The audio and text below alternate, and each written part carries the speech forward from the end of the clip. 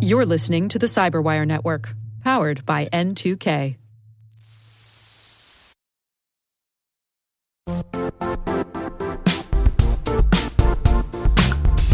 The IT world used to be simpler. You only had to secure and manage environments that you controlled. Then came new technologies and new ways to work. Now, employees, apps, and networks are everywhere. This means poor visibility, security gaps, and added risk. That's why Cloudflare created the first-ever connectivity cloud. Visit cloudflare.com to protect your business everywhere you do business.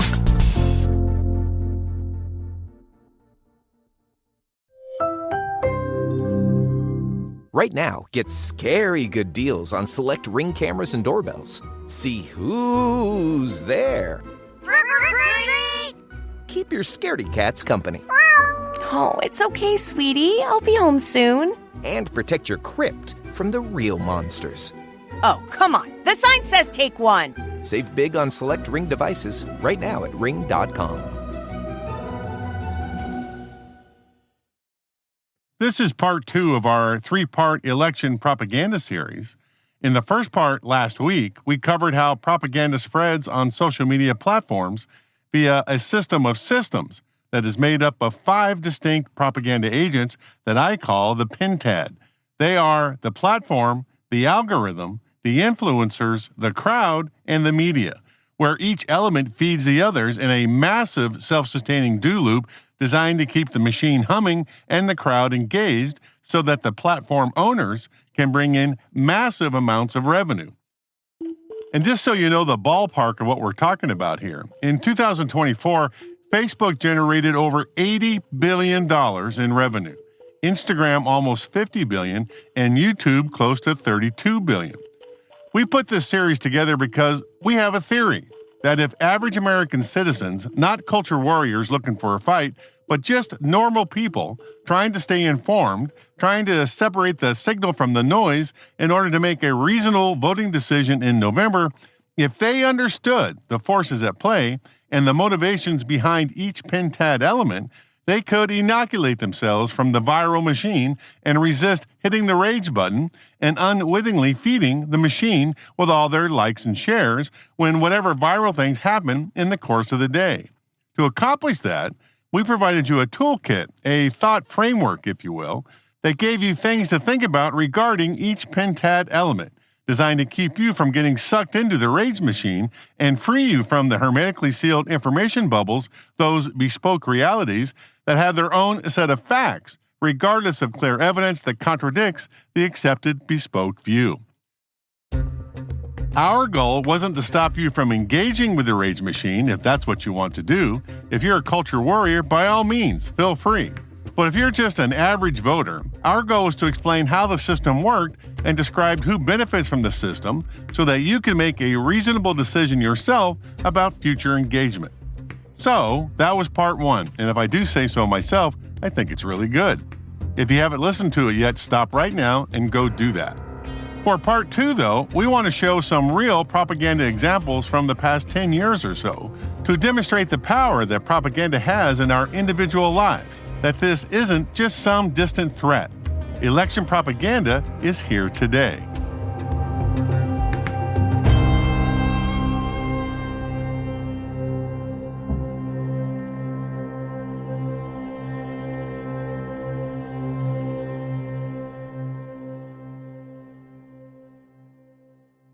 When propaganda experts discuss this topic, they usually roll out the success that both Hitler and Stalin had with it during World War II. But those examples are old and stale and have been talked about in depth elsewhere. We wanted to provide some recent examples, like how the then Brazilian president, Jair Bolsonaro, used propaganda to question the legitimacy of the Brazilian electoral system when he called previous elections rigged as he lost the 2022 election in a close runoff. Bolsonaro supporters stormed multiple government buildings in Brasilia, resulting in 40 protesters and 44 military police officers injured in the riot, approximately 1,500 people arrested in connection with the attack, and approximately $3 million of physical damage. or how the current Venezuela president, Nicolas Maduro, used extensive propaganda to claim the highly disputed election win in July 2024. In part one of this series, we used Renee DiResta's book, Invisible Rulers, The People Who Turn Lies into Reality, to show how the social media propaganda machine works. To discuss how it has been used in the past, we turn to another expert, Nina Jankowicz, author of How to Lose the Information War, Russia, Fake News, and the Future of Conflict. Nina has quite the resume. She studied abroad as a Fulbright Fellow in Ukraine, researching the impact of disinformation and online narratives in Eastern Europe. She was the George F. Kennan Fellow and Disinformation Fellow at the Woodward Wilson International Center for Scholars, a prominent think tank here in the U.S. established by the U.S. Congress in 1968. She holds a master's degree from Georgetown University School of Foreign Service, where she focused on Russian and Eastern European studies, and she speaks Russian, Ukrainian, and Polish. I started out by asking her why she wanted to write this book. Yeah, so when I initially thought about the book, I was living in Ukraine from 2016 to 2017, working as a Fulbright Fellow, advising the Ukrainian government on strategic communications. And obviously, we had just seen this big watershed moment in the election of Trump and the revelations about Russian election interference and I would say information operations more broadly, not just attempts to, access election infrastructure, which did not succeed, but also these broader info ops. And from my seat in Kyiv, it really seemed like the U.S. was Sleeping Beauty, waking up from a slumber and having no idea what was going on, where our allies in Central and Eastern Europe had been dealing with this threat, of course, during the Soviet era, but also in the modern era. And so I just really wanted to make sure that if there was anybody listening in the U.S. government, that we would be able to address some of these threats and not repeat some of the same mistakes, and also not start from scratch, not reinvent the wheel. But as I was researching the book, the thing that surprised me that I didn't really expect, it became so clear that the domestic information environment and the vulnerabilities in each country play such a big role in the success of foreign information operations. And that, I think, is really the key to protecting our information environment, which we're still struggling with to this day. I think when most people think about this kind of stuff, they think about nation-state influence operations, and you cover Russia in the book, okay? But there's also all these in-state actors, our own people, at each other's throats that can do this kind of thing too. But your book specifically covers Russia and their activities against 5 Eastern European countries, right? Mm-hmm. They are Estonia, Georgia, Poland, Ukraine, and the Czech Republic. Yeah. Did I get all that right? Yes, you did. Yeah. They're an interesting group, and kind of, in some ways, a little bit dissimilar. You've got some countries that are newer to the transatlantic orbit, some like Poland and the Czech Republic who were in the first accession wave, and then some countries like Georgia and Ukraine, which aren't officially part of NATO or EU structures yet. Mm-hmm. And they've all got kind of different approaches to the problem, but all of them recognized it from an early stage, which I think separates them from countries in Western Europe, and then especially from the United States as well. In the first part of this series, we talked about the generic influencer. They came in 2 varieties. The first kind is relatively benign. Call them the brand influencers, like Taylor Swift that we mentioned in that episode. She's connecting with her fans to enhance her career. The second kind of influencer, though, is more evil. These people try to fan the flames of both sides of the political spectrum for personal gain. Let me say that again. These people are evil. But a subset of these evil influencers consist of nation-state information operations operators. Influencers for sure, but propagandists with a capital P. They don't do it for individual personal gain. These groups do it to pursue national objectives, in the same vein that Joseph Goebbels did it for Hitler in World War II. Goebbels was Reich Minister of Propaganda and Public Enlightenment. He controlled news media, arts, and information, orchestrated book burnings of un-German literature, and created a cult of personality around Hitler. But in 2016, Russia ran impactful propaganda campaigns designed to influence the vote in favor of the then candidate Trump over his opponent, Secretary of State Hillary Clinton. Since then, Russia has continued to run election propaganda campaigns in the 2020, 2022, and 2024 U.S. elections. And lately, China, North Korea, and Iran have been active. They're not as mature as Russia in tradecraft, and their purpose does not directly align with Russia's efforts, but they're in the game. Nina's book is about how Russia does it. Here's Nina. So Russia is not necessarily after some sort of political outcome. They might prefer one candidate over another in an election. And sometimes, with issues like aid to Ukraine, for example, they might try to spread disinformation in order to change the public's viewpoint about that. But in general, polarization and pitting Americans or, Estonians or Europeans in general against one another really benefits Russia, because Putin can say to Russians who are protesting, you think democracy is so great? Look at what's happening over there. It also distracts us. So when Russia is, on its latest adventure in Ukraine or Venezuela or the Central African Republic, we're going to be subsumed with problems at home. And then the third important thing that these kind of exploitation of societal fissures does for Russia is it gets Russia a seat at the global negotiating table. I mean, U.S.-Russian relations are pretty bad now, and yet President Biden had a summit with Putin. Trump met with him multiple times. Even before the full-scale invasion of Ukraine in 2022, Macron was floating, inviting Russia back to the G7. I mean, it was shocking for me to hear, given what I know about Russia. But it was, despite all of this, it made Russia into that global player that it hadn't been since the fall of the Soviet Union. So there's a little because we were distracted, worried about domestic things, not really paying attention to what Russia was doing abroad. Is that? Well, yeah, and because in order to make them stop or encourage them to stop these operations, you had to meet with them. And when you sit at the same table with Putin, even if that table's very long, as we saw during COVID, right? Like that elevates him. That says to Russians, oh, Putin is a world leader again now. And, we have this status that is to be coveted, and we're going to continue engaging in these operations so that asymmetrical control can keep happening. As we learned from various U.S. intelligence agencies, Congress, and social media companies after the 2016 election, one play out of the Russian information operations playbook and used by their internet research agency was to pose as American activists from across the political spectrum, using various social media platforms like Facebook, Twitter, and Instagram. They organized rallies in support of candidate Trump while simultaneously organizing counter-protests from the Secretary Clinton side. When journalists asked the activists from either side if it bothered them that the Russians got them so mad that they came out to protest, some said that the Russian involvement didn't ultimately matter to them. Their perspective was that regardless of who organized the events, the causes that they were advocating for were real and important. In their view, the authenticity of the issues, whether racial justice, immigration reform, or other social concerns, was not diminished by the origin of the rally's organization. Talk about a bespoke reality.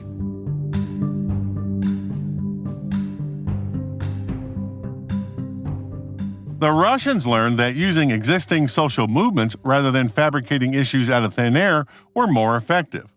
A notable instance occurred in Houston, Texas, where Russian-linked accounts promoted both a pro-Muslim rally and an anti-Muslim counter-protest. By promoting these opposing events, Russian operatives sought to sow chaos, confusion, and conflict with the American population. And so far in the 2024 U.S. presidential election, the Department of Justice seized over 30 websites linked to a Russian disinformation campaign known as Doppelganger. The campaign used social media platforms to distribute content, sometimes using fake pages resembling prominent news outlets to add credibility to their messaging.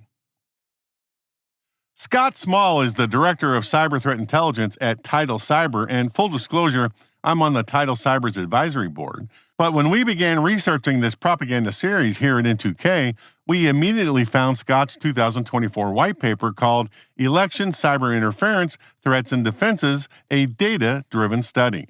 So we invited him on the show. I started by asking him about the thesis of the paper.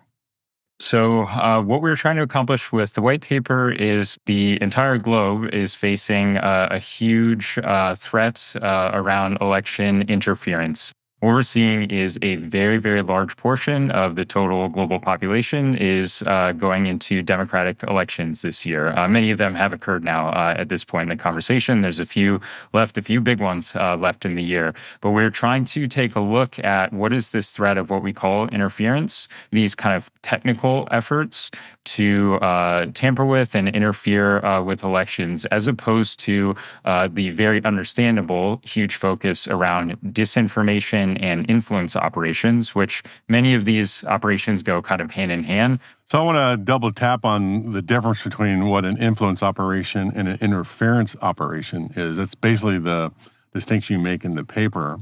Can you explain more about the distinction between those two things? Technically, the definition, one is kind of a subset of the other. So you could look at it as influence being any attempts by, usually we're talking about a foreign power, to kind of shift the results of an election, convincing a population that's going through an election that some information may be inaccurate to sway those results. Now, there's this subset of how you can go about performing this influence, which is to do all sorts of range of technical means to interfere with the election. So a lot of what we more commonly see is attempts to steal information that might be then used in an influence operation. So that's technically hacking into an account or a system that has this information, exfiltrating it out, and then using that as part of an influence operation. So most often, these things are going hand in hand as opposed to one being entirely exclusive of the other.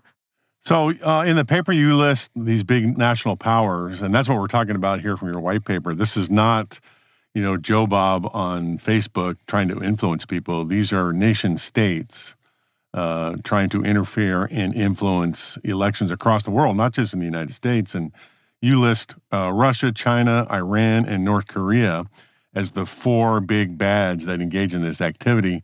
But you have a great chart in the white paper that talks in terms of volume. You show Russia and China executing the bulk of these interference attacks, with Iran a distant third and North Korea a very distant fourth.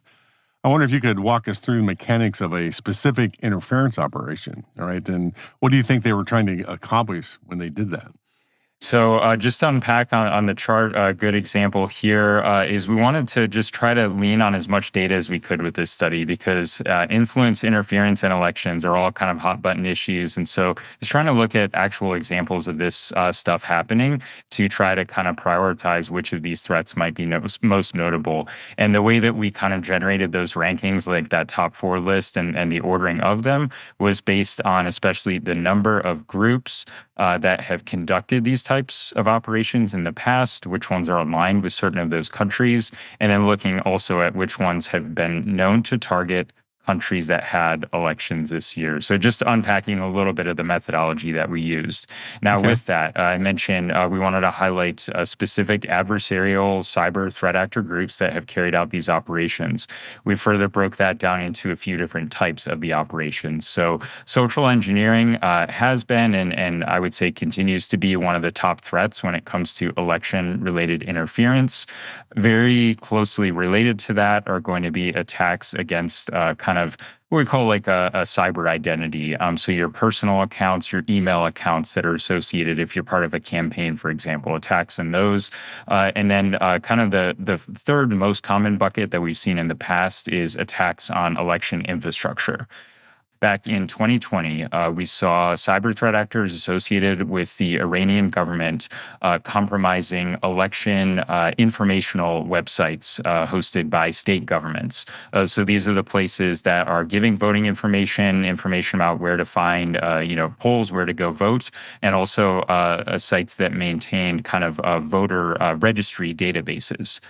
We saw these actors going out and actually using publicly available tools to scan for vulnerabilities in these websites, the web infrastructure, finding a lot of those vulnerabilities that were available to them, and then just going out, exploiting those, and being able to actually successfully exfiltrate voter registration information from those sites. This was reported by the U.S. CISA organization. We have a lot of good details about how this happened and what was done with it.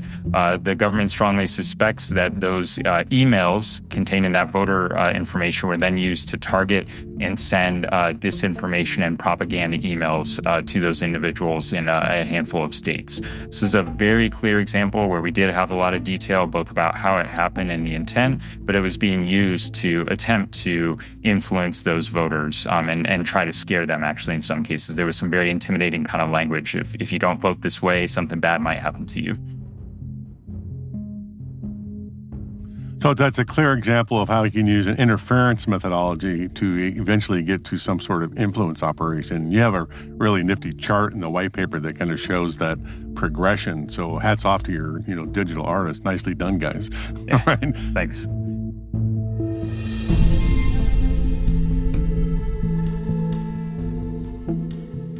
Scott's research describes attempts by nation states to compromise election infrastructure in order to steal information that could be used in an influence operation at some point down the road.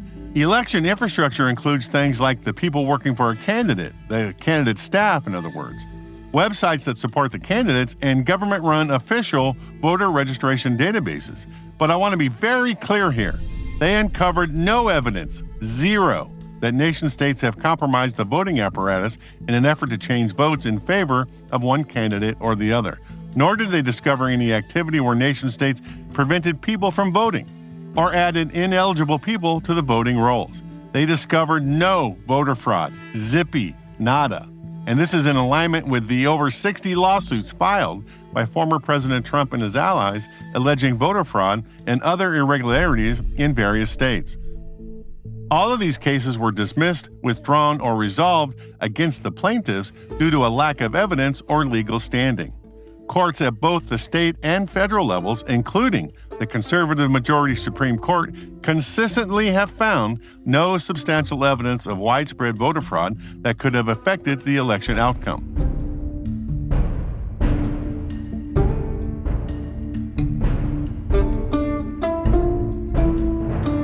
We'll be back with more of our election security Dismiss special after this.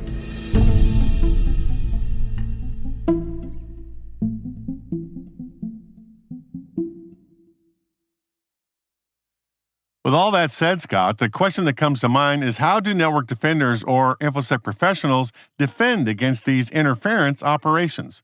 From your description, it sounds like this is just traditional intrusion kill chain prevention strategy. You look at the actors and their typical campaigns and make sure you have prevention and detection controls deployed in your network stack.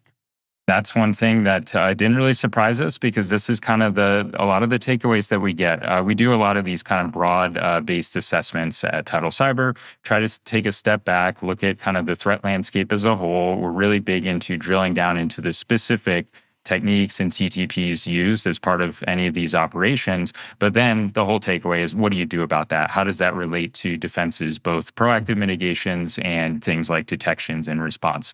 All of those things can and do and probably increasingly change from underneath you. Digital transformation, more and more election-related infrastructure going into digital assets, potentially into like cloud-based environments. You need to be continually reassessing all of these controls and measures as time progresses because things inevitably can and do change. And you need to make sure things are as properly deployed as they were on day one, as it is in day 100 and day 200 and beyond. So one of the things I like about Tidal Cyber is one of the strong points is you're identifying the tactics, techniques, and procedures of various adversary campaigns so that we can devise prevention and detection controls for our own internal environments. And in your white paper, you were listing, it's over a dozen different adversary groups that are participating or engaging in this activity. Is that about right? Yeah, that's exactly right. I was actually surprised myself when we sat down and looked at the data, just the number of groups that have been previously identified with this activity, and it actually just continues to grow. One thing that has been reported just in the past few weeks is another extremely clear-cut example of what appears to be an interference attack This has actually been pretty well attributed back to a named adversary group. So this is one not highlighted in our report at the time we published it. It is closely related to one of the other Iran-based actors. So the one I'm talking about and focused on with this election cycle, it's most commonly going by APT-42. This is associated with the Revolutionary Guard organization within Iran. They have been tied to other previous cyber interference attacks, but they have actually been attributed by private sector cybersecurity organizations, and a news report just came out yesterday morning that we're expecting to see charges brought against most likely elements of this group for actually what appears to be a successful compromise of the Trump presidential campaign and exfiltration of information there. I definitely want to highlight that they are believed to have targeted the Harris campaign as well. They don't appear to have been successful in exfiltrating data in that case. But I guess just to highlight that even with all this close looking, and we know a lot of the countries who are behind these types of attacks, we continue to see even new groups. APT-42 is not a brand new group, but this is a clear indication of some election targeted activity associated with them. So the good news there is that an adversary group like APT-42, they're using the same tactics and techniques and procedures that they use to do their other work for these interference operations, right? So we already know most of what they do already. I know they invent new things as they go, but we know the bulk of them, right? That's the good news for the network defender. That's exactly right. I think what I would highlight in that case is looking at the types of organizations that would be targeted in an attack like this, and are they necessarily prepared? Do they have the resources to defend against some of these TTPs? I think that's one thing that concerns me. So when we're talking about, campaign staff, for example, I know a lot of organizations, a lot of resources have been put into this, a lot more awareness, but it is worth noting that these are sophisticated adversaries, and they are very intent on carrying out these attacks. We look at state and local electorate bodies, and the resources that they may or may not have available to defend against some of these. That is kind of an ongoing concern. So to defeat interference operations, we're mostly talking about InfoSec programs dealing with election infrastructure, in campaigns, and I guess that's about it, right? Is there any other cybersecurity professionals that need to worry specifically about these kinds of interference operations? For sure. I would say definitely not to overhype it, because fortunately we haven't seen too many examples of this, but we do need to be aware about the supply chain itself, which, some of that is going to come down exactly to the staff that you just mentioned, doing some of the supply chain auditing, seeing both what software and maybe what hardware is coming in. So when we talk about voting machines, that's obviously a very critical piece of the supply chain that needs a lot of due diligence on it. But I think probably the greatest attack surface is kind of the information sources, local, state governments, national level as well, and then certainly kind of the campaigns too.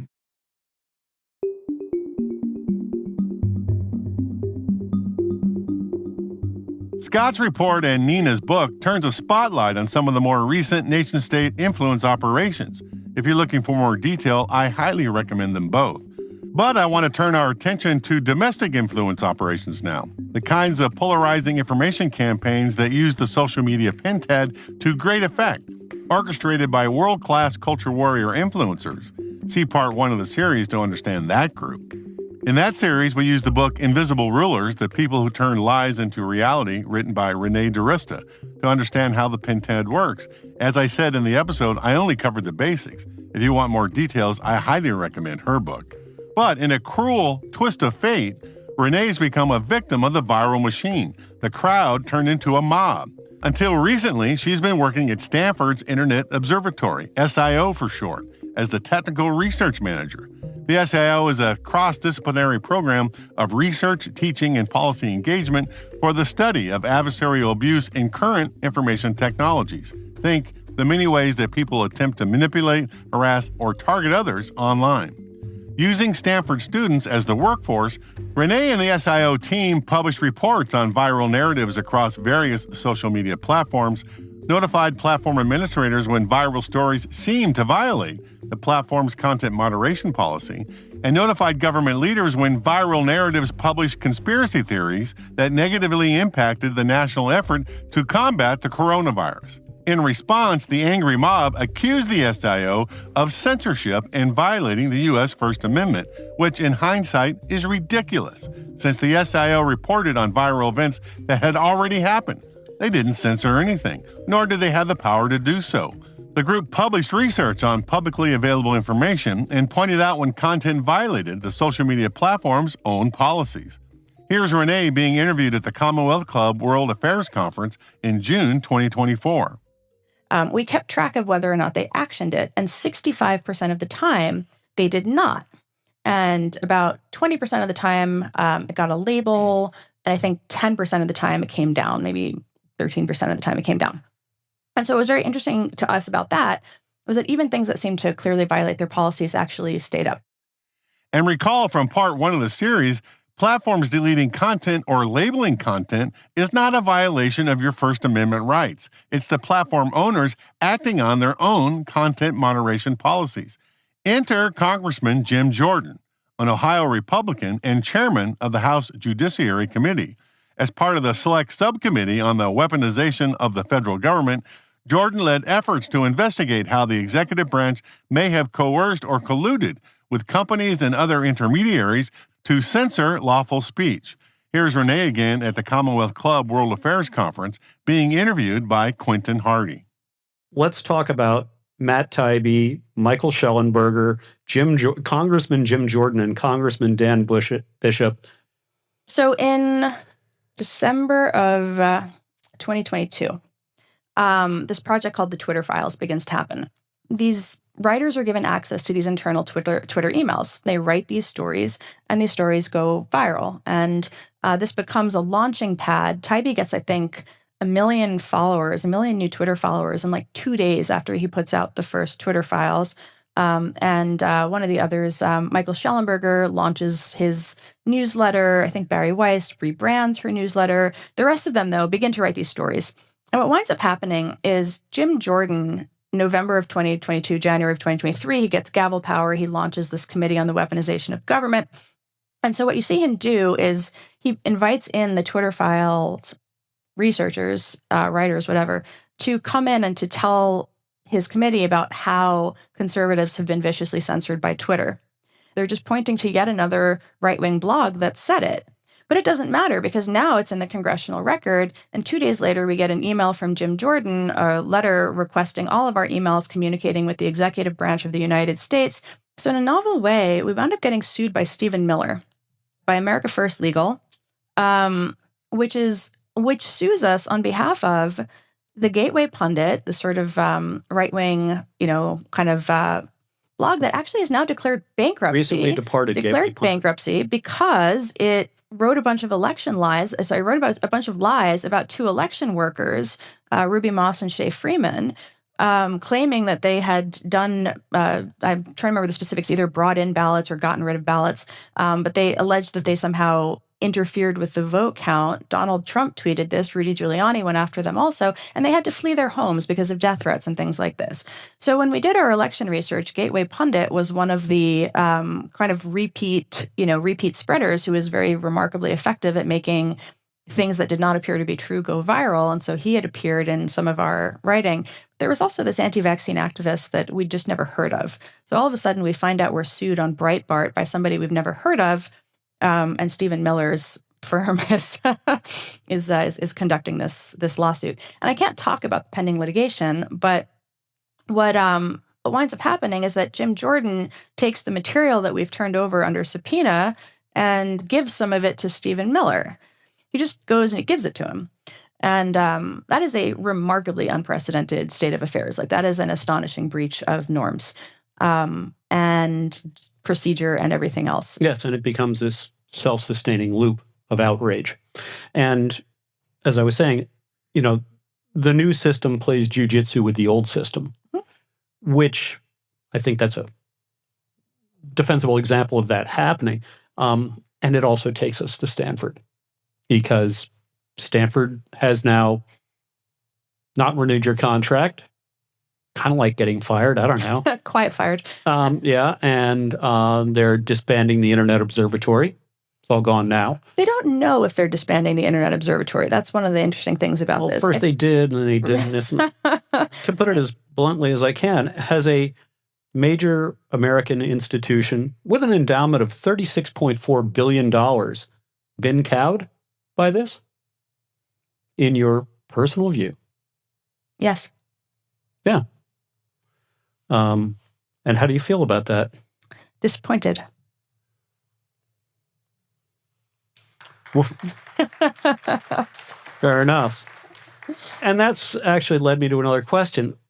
How are the conspiracy theorists treating your removal from Stanford? Jim Jordan's tweet was like, we exercised robust oversight over Stanford, either the Internet Observatory or the university. And I thought, like, that should be absolutely horrifying to anybody who actually cares about the First Amendment, ironically. That is an American congressman, the House GOP, more than one, saying we effectively got an academic research center that did First Amendment protected research shut down. Victory for free speech. That's Orwellian. For you youngsters out there who didn't have to slog through George Orwell's book 1984 in high school English class, let me give you the Reader's Digest version. It is a dystopian novel set in a totalitarian society ruled by the omnipresent figure of Big Brother and the Party. The Party maintains power through rewriting of history, constant surveillance, and manipulation of language called newspeak in the book. It embraces the concepts of doublethink, the ability to simultaneously hold two opposing ideas in one's mind and believe in them both, and black-white, to know that black is white and to forget that one has ever believed the contrary. All orchestrated by the government's Ministry of Truth. When Renee says that Congressman Jordan was Orwellian, she means that when his actions effectively shut down the free speech of the Stanford Internet Observatory and then claimed it was a victory for free speech, that's Orwellian newspeak. That's Orwellian black-white. That's Orwellian doublethink. So Renee DiRista and her team at the SIO, some of the nation's leading experts on how propaganda spreads on social media platforms and who had no power to restrict free speech whatsoever, have been shut down by an angry mob of social media influencers who broke out of their bespoke realities on their social media platforms to infect at least a couple of congressmen, and because of that are now dealing with multiple lawsuits and caused the business leaders at Stanford University with an endowment of over $36 billion to shut down their research project because it wasn't worth the hassle. That is the power that social media propaganda has today. An angry digital mob has made it impossible to even study the situation. And this is not an isolated incident. Nina Jankowicz experienced the same digital mob hatred when she was hired by the U.S. Department of Homeland Security, DHS, in 2022 to help with the government's internal policies on propaganda. The short version is DHS offered me a political appointment to go work at an entity that they called the Disinformation Governance Board, which is admittedly not a good name. That is right out of Orwell. Yeah, I mean, I don't know why they didn't think that one through. I guess they were thinking this is for an internal audience, and we're governing how we deal with disinformation, which is what we were doing. We were setting the guardrails for how the agencies within DHS would approach disinformation within their portfolios, making sure that privacy, civil rights, civil liberties were protected while we do that. Again, things that conservatives and liberals can agree on, but I digress. When this effort was announced about 8 weeks into my tenure at DHS, it was done in a very opaque way that I think raised more questions than answers. Hey, can I pause a second here? Because I wanted to say they hired you, probably the most qualified person on the planet to address these kinds of issues with all the background that you have. Started the program in April of 2022. And then disbanded it a month later, right? So that is just ridiculous to me. But go ahead. Yeah, so timeline's a little off. I started in March. They took 8 weeks to announce it. They did that at the end of April. And then within 3 weeks, I made the decision to resign because what had happened was the way they described it led to this huge vacuum of information that they didn't respond to.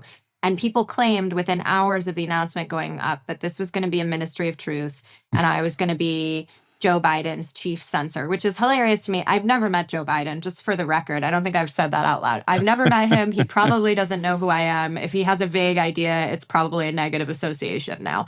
But I was a GS-15 federal employee, a political appointee who my job was to herd cats, and they were saying that I was going to have the power to decide what was true or false on the internet.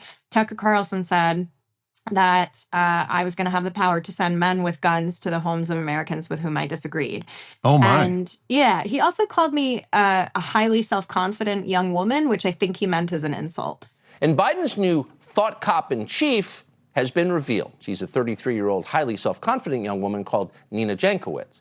Her job is to restrict any speech that challenges Joe Biden or the Democratic Party.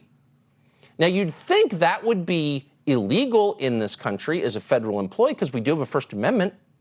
But Nina Jankowicz doesn't believe in the First Amendment. If you read Jankowicz's book, which we did, you will realize very quickly she was hired to police domestic social media use, period. She's an illiterate fascist. Wow. But as you can imagine, when you end up on Fox News every hour on the hour, you deal with a lot of nasty stuff, and particularly the implication that I was committing treason against the United States led people to threaten me and my family. We were doxxed. And I'm somebody who has pretty great IT and operational security. Like, I've written a book on how to stay safe online. So I was pretty well prepared for all of this, but the administration did very little to support me. And I was pregnant at the time, which made everything much scarier because I was about to bring my first child into the world. And it was really, really rough. And it still goes on to this day. I still receive horrible stuff fairly regularly. I had a cyber stalker that I had to get a protective order against. I had a frivolous civil suit filed against me that alleged I was committing a RICO violation in an attempt to censor someone, a man I'd never met or heard of until he inserted himself into my life, and that cost tens of thousands of dollars to get dismissed. I was initially named in that Missouri v. Biden lawsuit, but the government got me removed. And, to this day, there's a large contingent of people in America who believe that I did commit treason, that I, was trying to censor them.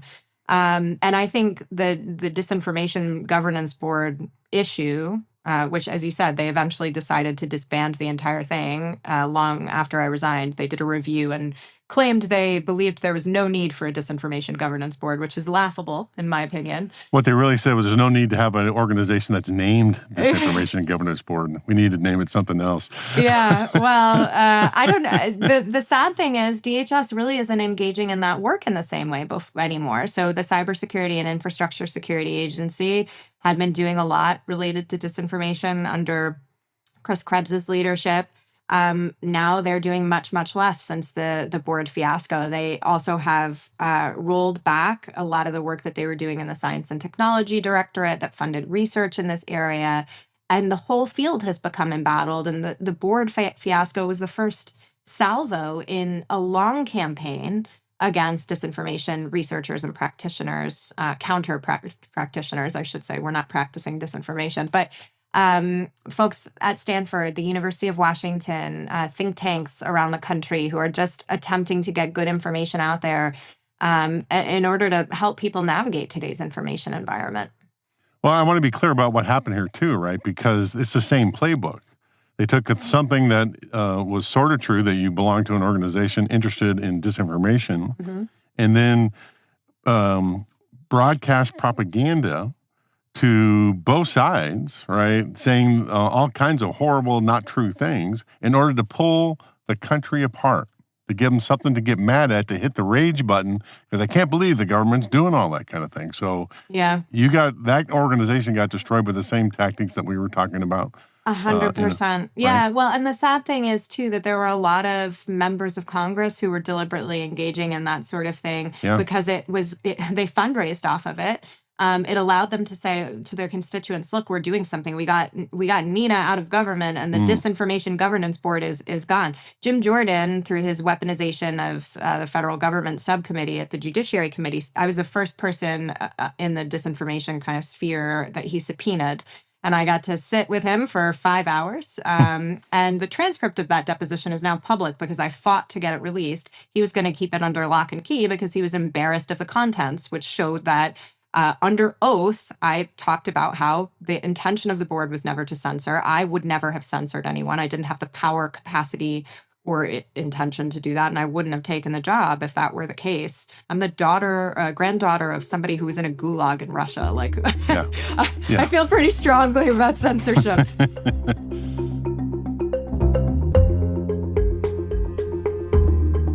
Talk about Orwellian doublethink and black-white. Wow. In both Nina's case and Renee's case, culture warrior influencers prevented even the study of propaganda, let alone what we as a nation should actually do about it. And if you throw in nation-state propaganda activity, information operations from the likes of Russia, China, Iran, and North Korea, clearly the citizens of the U.S. have a clear and present danger to their chosen system of government. But like I said at the beginning of the series, for this presidential election, even if the two sides of the political spectrum, the Republicans and the Democrats, could put a miracle together and come up with several courses of action that might mitigate the risk, those actions would never be in place in time for this election. And citizens will get no help from the social media platforms either. There is no incentive to do anything that reduces propaganda efforts. As I demonstrated in the first part of the series, the platform owners bring in more revenue when the culture warriors from both sides are yelling at each other. So there will be no help from that quarter. In part 3 of the series that comes out next week, we'll talk about what could be done later after the election, assuming that the country survives the aftermath. But for this election, the only way to reduce the impact of election propaganda is for the users of social media, the citizens of the U.S., to not contribute to the rage machine, to not get so mad that they help to transform their crowd discussions into angry mob action. The first part of this series provides an entire toolkit individual citizens might consider to help mitigate the risk. Or, as Nina says, an acronym that I like from some media literacy educators at the University of Washington called SIFT. So the first letter is stop. The second thing, if you want to do further investigation, is to investigate the source. F is to find other coverage. And then if you really want to go deep, you can trace the claims to see where they came from. And all of that, I mean, unless it's a really complex story, you don't need open source investigative skills to do this. You can trace it in 5 minutes if you have that 5 minutes and you're not on the metro or scrolling in bed.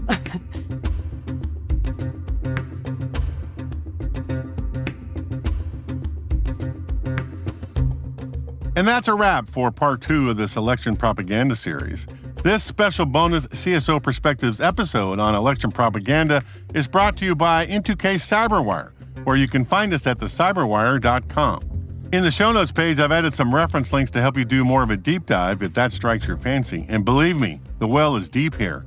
We've just scratched the surface with this show. And don't forget to check out our book, Cybersecurity First Principles, a reboot of strategy and tactics that we published in 2023. By the way, we'd love to know what you think of our show. Please share a rating and review in your podcast app. But if that's too hard, you can fill out the survey in the show notes or send an email to csop@n2k.com. We're privileged that N2K CyberWire is part of the daily routine of the most influential leaders and operators in the public and private sector, from the Fortune 500 to many of the world's preeminent intelligence and law enforcement agencies. N2K makes it easy for companies to optimize your biggest investment, your people. We make you smarter about your teams while making your teams smarter. Learn how at n2k.com.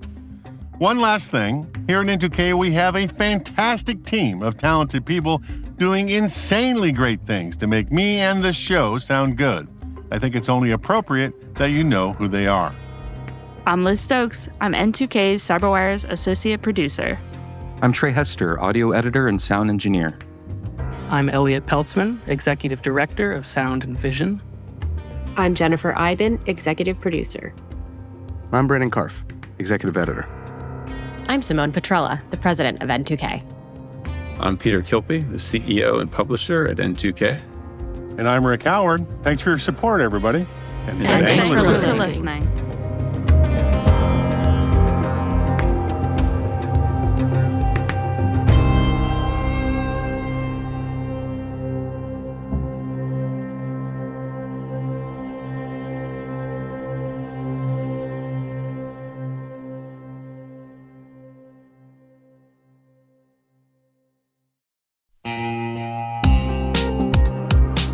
Now a word from our sponsor, the Johns Hopkins University Information Security Institute, currently seeking qualified applicants for its innovative Master of Science in Security Informatics degree program.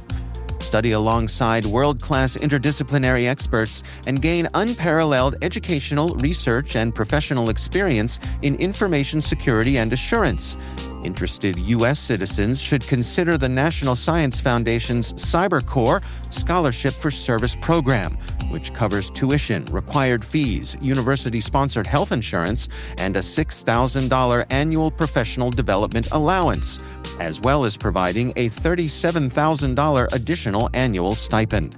Apply for the scholarship and the spring semester by November 15th. Learn more at cs.jhu.edu/MSSI.